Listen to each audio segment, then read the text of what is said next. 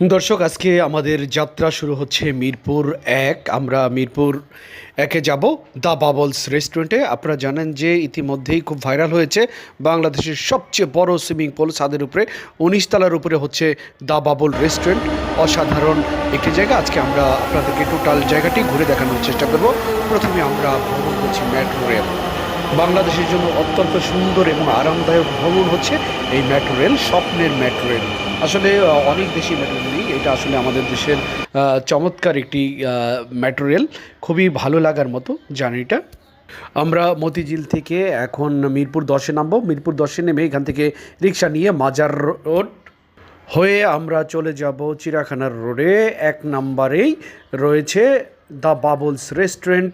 আমরা সেখানে যাব। দ্য বাবলসে ১৯ তলার উপরে এই বিশাল বড় রুপটপ। আমরা সেখানে আজকে ঘুরবো, দেখবো, খাওয়া দাওয়া করবো এবং আপনাদেরকে জানাবো।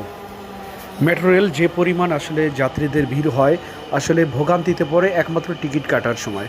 তো যারা দায়িত্বপ্রাপ্ত রয়েছেন, আপনারা টিকিট কাউন্টারে লোক আরও দ্বিগুণ বাড়িয়ে দিতে হবে, যাতে করে লোক বাড়িয়ে দিলে যাত্রীদের ভোগান্তি আর হবে না।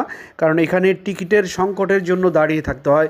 যে সমস্ত মেশিন দিয়েছেন নিজে নিজে কাটার জন্য, সেই সব মেশিনগুলো ডিস্টার্ব থাকে। আবার অনেক যারা নতুন ভ্রমণ করছে, তারা কিন্তু আসলে মেট্রো রেল সম্বন্ধে তাদের ধারণা নেই এবং কীভাবে টিকিট কাটে জানে না। এই জন্য কাউন্টারে আপনাদের পর্যাপ্ত পরিমাণ লোক দিতে হবে, যাতে করে যাত্রীরা স্বাচ্ছন্দ্যে টিকিট কেটে দ্রুত যেতে পারে এবং এই আরামদায়ক ভ্রমণের সাথে যেন আপনাদের সবসময় এরকম সুন্দর সহযোগিতা থাকে।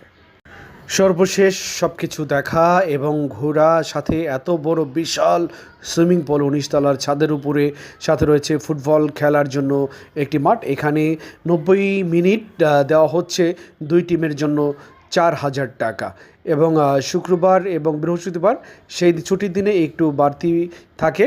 তারপরও আসলে শহরে যে এত সুন্দর একটি জায়গা রয়েছে বাচ্চাদের খেলাধুলা করার জন্য, তারপর এত বড় একটা সুইমিং রয়েছে, আসলেই চমৎকার, খুবই ভালো লাগার মতো এবং খাবারগুলোও ভালো ছিল। সর্বশেষ খাচ্ছি, কেউ নজর দিবেন না।